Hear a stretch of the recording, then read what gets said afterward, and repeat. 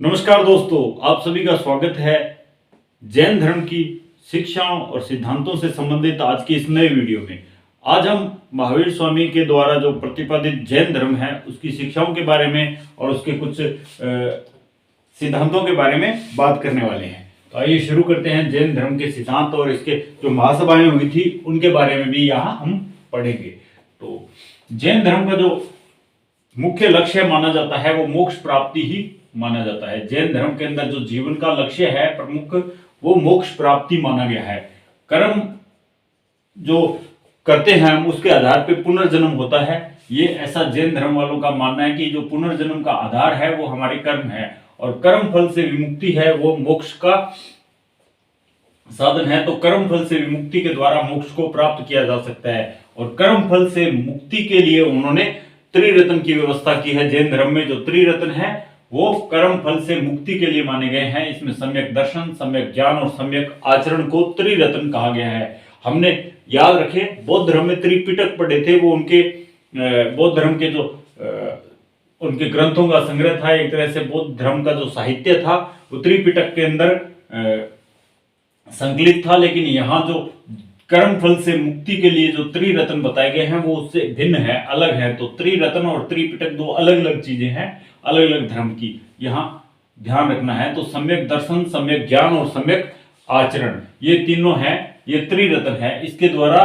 कर्म फल से मुक्ति पाई जा सकती है। तो ज्ञान के जो तीन स्रोत बताए गए हैं जैन धर्म में, वो तीन स्रोत कौन कौन से हैं? प्रत्यक्ष ज्ञान है, अनुमान द्वारा ज्ञान है और शब्द द्वारा ज्ञान है। शब्द का मतलब यहाँ तीर्थंकरों की जो वचन है, तीर्थंकर है उनके जो वचन है तीर्थंकरों के, उनको शब्द कहा गया है।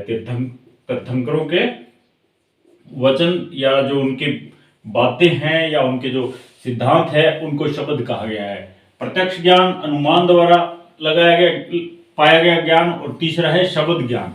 तो ये जैन धर्म में ज्ञान के तीन स्रोत बताए गए हैं। जैन धर्म में वेदों को देखो, जो जैन धर्म है उसे नास्तिक कहा जाता है। क्योंकि नास्तिक क्यों कहते हैं? क्योंकि ये वेदों को अप्रमाणिक मानते हैं। जैन धर्म है वो वेदों को अप्रमाणिक मानता है और जो वेदों को नहीं मानता है वो नास्तिक होता है। इसलिए ये वेदों को नहीं मानते, ये नास्तिक धर्म है। जीव और जिन्नतों का सिद्धांत है वो भी महावीर स्वामी द्वारा दिया गया है, या जैन धर्म द्वारा हम कह सकते हैं कि ये जैन धर्म का प्रमुख सिद्धांत है, जियो और जीने दो। जो जैन भिक्षु भिक्षुणी है वो सलेक्षणा द्वारा अपना शरीर त्यागते हैं। एक तरह की ये आत्महत्या हम कह सकते हैं। बिल्कुल ये खाना पीना छोड़ देते हैं और अंत में अपना शरीर त्याग देते हैं। अब जैन धर्म जो ईश्वर को मानता है या नहीं मानता, इसके पीछे देखो, ईश्वर में आस्था नहीं है, ईश्वर को मानता है कि ईश्वर है, ईश्वर का अस्तित्व है, लेकिन वो जिन्न से नीचे माना जाता है। जिन्न से उसे नीचे माना जाता है। किसमें? जैन धर्म में। जैन धर्म में ईश्वर को जिन्न से नीचे माना जाता है। ज्ञान के प्रकार, यहाँ जो ज्ञान के स्रोत थे हमने तीन बताए थे, प्रत्यक्ष, अनुमान और शब्द द्वारा। लेकिन जो ज्ञान के प्रकार हैं वो यहाँ पे 5 प्रकार से ज्ञान लिया जा सकता है। एक मति द्वारा जो इंद्रिय जनित ज्ञान होता है, श्रुति जो श्रवण ज्ञान होता है सुनने के द्वारा, तीसरा है अवधि ज्ञान जिसे दिव्य ज्ञान कहा जाता है, चौथा है मन प्राय या मनोप्राय दूसरों के मन का ज्ञान, और पांचवा जो पूर्ण ज्ञान कहलाता है केवल्य, जो कि महावीर स्वामी ने प्राप्त किया था ऋजुपालिका नदी के किनारे। तो पांचवा केवल्य ज्ञान है, पूर्ण ज्ञान कहलाता है। अब हम बात करते हैं जैन धर्म में महावीर स्वामी की मृत्यु के बाद 2 जैन सभाएं हुई थी। जो प्रथम जैन सभा हुई थी वो 300 ईसा पूर्व में हुई थी। 300 ईसा पूर्व में प्रथम जैन सभा हुई थी। ये मगध में हुई थी। मगध की राजधानी उस समय पाटलिपुत्र थी। पाटलिपुत्र में ये जैन सभा हुई थी और उस समय जो मगध के शासक थे वो चंद्रगुप्त मौर्य थे। प्रथम जैन सभा में इसकी जो अध्यक्षता करने वाले थे वो स्थूलभद्र थे। इसमें जो दक्षिण भारत के जैनी थे उन्होंने भाग नहीं लिया था, उन्होंने इसका विरोध किया था, इसका बहिष्कार किया था और संभूति विजय भी इनका सहयोग करता था। स्थूलभद्र का प्रथम जैन सभा में इसका जो उद्देश्य था, जैन धर्म के जो उपदेश है उनका संकलन करना था, एक पुस्तकों के रूप में उनका संकलन करने का इसमें जो उद्देश्य रखा गया था और ऐसा किया भी गया। स्थूलभद्र ने 14 जो पर्व या पूर्व कहलाते हैं, जो इनका साहित्य है 14 पूर्वों का, उनको 12 अंगों में संकलन किया गया। क्योंकि जैन साहित्य को आगम साहित्य कहा जाता है और आगम साहित्य में 12 अंग और 12 उपांग है। 12 उपांग हम आगे पढ़ेंगे, द्वितीय जैन सभा में उनका संकलन किया गया। तो जैन धर्म है वो यहाँ पर दो भागों में बंट गया, श्वेतांबर और दिगंबर में। श्वेतांबर और दिगंबर में बंट गया। जो श्वेतांबर थे उन्होंने 12 अंगों को स्वीकार किया, दिगंबरों ने इनको स्वीकार नहीं किया और इस सभा का भी बहिष्कार किया था। तो इस प्रकार से जो श्वेतांबर और दिगंबरों में ये बट गया था दो भागों में। यहाँ उनकी अगर हम बातें करें, मुख्य बातें जो उनके बारे में अगर बात करें, तो जो स्थूल भद्र था वो श्वेतांबर था, स्थूल भद्र था, श्वेतांबर था, उसकी अध्यक्षता में ये प्रथम जैन सभा हुई थी श्वेतांबरों के। तो यहाँ पे इनका अस्तित्व रहा था प्रथम जैन सभा में। तो श्वेतांबर क्या करते थे, ये श्वेत वस्त्र धारण करते थे। इनका नेतृत्वकर्ता कौन था, स्थूल भद्र, और दिगंबरों का था भद्रबाहु। ये याद रखने वाली बात है, इनका स्थूल भद्र और इनका भद्रबाहु। तो श्वेतांबर थे ये श्वेत वस्त्र धारण करते थे, दिगंबर थे ये दिग को अंबर मानते थे, चारों दिशाओं को अपना अंबर वस्त्र मानते थे, इसलिए नग्न अवस्था में रहते थे। श्वेतांबर वाले थे वो स्त्रियों को मोक्ष संभव बताते कि स्त्रियों को भी मोक्ष की प्राप्ति हो सकती है, लेकिन दिगंबर ऐसा नहीं मानते थे। उनका विचार था कि स्त्रियां मोक्ष नहीं प्राप्त कर सकती है।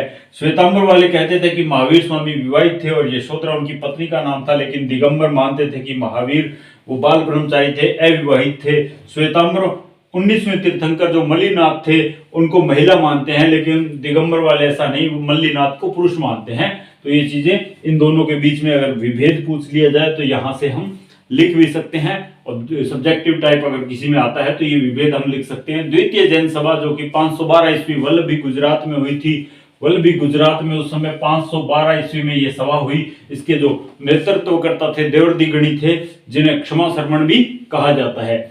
इसका उद्देश्य था आगम का निर्माण, या जो जैन साहित्य विभिन्न ग्रंथों में फैला हुआ था उसको एक जगह संकलित करना था पूर्ण रूप से। बाद में इसको अर्धमागधी भाषा में 12 उपांगों में संकलित कर लिया गया था, 12 उपांगों में संकलित कर लिया गया। इस प्रकार से यहाँ पर आगम साहित्य था, आगम का निर्माण कंप्लीट हो गया था। 12 अंग और जो 12 उपांग ये संकलित कर लिए गए थे।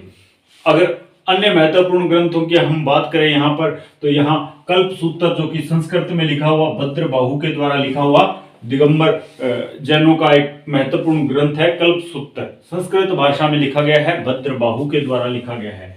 और द्वितीय जो परिशिष्टि पर्वण है वो हेमचंद्र सूरी के द्वारा लिखा हुआ महत्वपूर्ण ग्रंथ है। परिशिष्ट पर्वण है वो एक प्रकार से एक परिशिष्ट है। किसका परिशिष्ट है, जो नीचे ग्रंथ का नाम लिखा है त्रिषष्टि श्लाका पुरुष चरितम, त्रिषष्टि श्लाका पुरुष चरितम ये पुस्तक का नाम है, पूरे ग्रंथ का नाम है। इसका एक परिशिष्ट है, उसको परिशिष्ट पर्वण के नाम से ज्यादा इंगित किया गया है। ये पूरे ग्रंथ का नाम त्रिषष्टि श्लाका पुरुष चरितम है, जिसके लेखक हैं हेमचंद्र सूरी। इस प्रकार से अगर आगे हम बात करें, 10 जैन व्यापारियों की कथाएं संकलित की गई है उवासक दशाओं में। और जो सबसे महत्वपूर्ण अंग माने जाते हैं, जो 12 अंग थे उनमें से जो महत्वपूर्ण अंग है वो एक तो आचरण सूत्र और दूसरा है भगवती सूत्र। इन दोनों को सबसे महत्वपूर्ण अंग माना जाता है। तो इस प्रकार के आज के वीडियो में इतना ही। वीडियो अगर आपको पसंद आ रहे हैं तो प्लीज चैनल को सब्सक्राइब कीजिए और अपने दोस्तों के साथ शेयर कीजिए।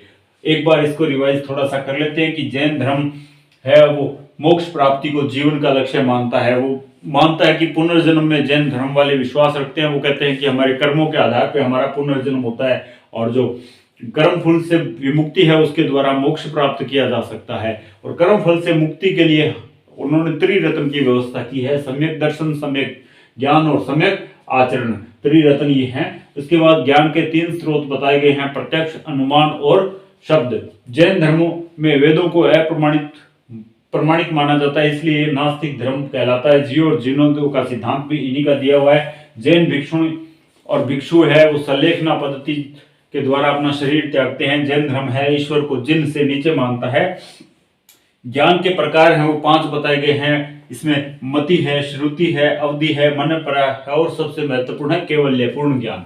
और 2 जैन सभाएं हुई थी। प्रथम जैन सभा 300 ईसा पूर्व में पाटलिपुत्र में हुई थी, जिसमें उस समय चंद्रगुप्त मौर्य शासक थे और जो इसकी अध्यक्षता करने वाले थे स्थूलभद्र और उनकी सहयोगी संभूति विजय थे। इसी प्रकार 512 ईस्वी में वल्लभी में द्वितीय जैन महासभा हुई थी, जिसके वल्लभी गुजरात में है। देवर्दी गणी या क्षमा शर्मण ने इसकी अध्यक्षता की थी या नेतृत्व किया था, ये कह सकते हैं। ये 512 ईस्वी में हुई थी। तो इन दोनों में अंगों और उपांगों का संकलन किया गया, महत्वपूर्ण ये बात थी। और प्रथम जो जैन संगीति थी उसमें जैन धर्म था वो 2 भागों में विभाजित हो गया था, जिसमें स्थूलभद्र ने श्वेतांबरों का नेतृत्व किया और जो भद्रबाहु थे ये दिगंबर थे। अपने अंतिम समय में चंद्रगुप्त मौर्य ने जैन धर्म को ग्रहण कर लिया था, भद्रबाहु से दीक्षा ली थी और इन्होंने भी अपने जो प्राण थे वो सलेखना विधि के द्वारा त्यागे थे। बहुत महत्वपूर्ण ये प्रश्न बनता है चंद्रगुप्त मौर्य पर, काफी परीक्षाओं में पूछा भी गया है। तो इस प्रकार से आज के वीडियो में इतना ही। आगे आपको अब जो है भागवत धर्म और वैष्णव धर्म इनके बारे में हम बात करेंगे अगले वीडियो में। अगर आपको वीडियो पसंद आ रही है तो प्लीज़ लाइक और शेयर जरूर कीजिए, और अगर आपको किसी भी टॉपिक पर कोई दिक्कत है तो कमेंट में लिखिए, ताकि उस पर भी कोई वीडियो बनाकर आपकी सहायता कर सकूं। बहुत बहुत धन्यवाद।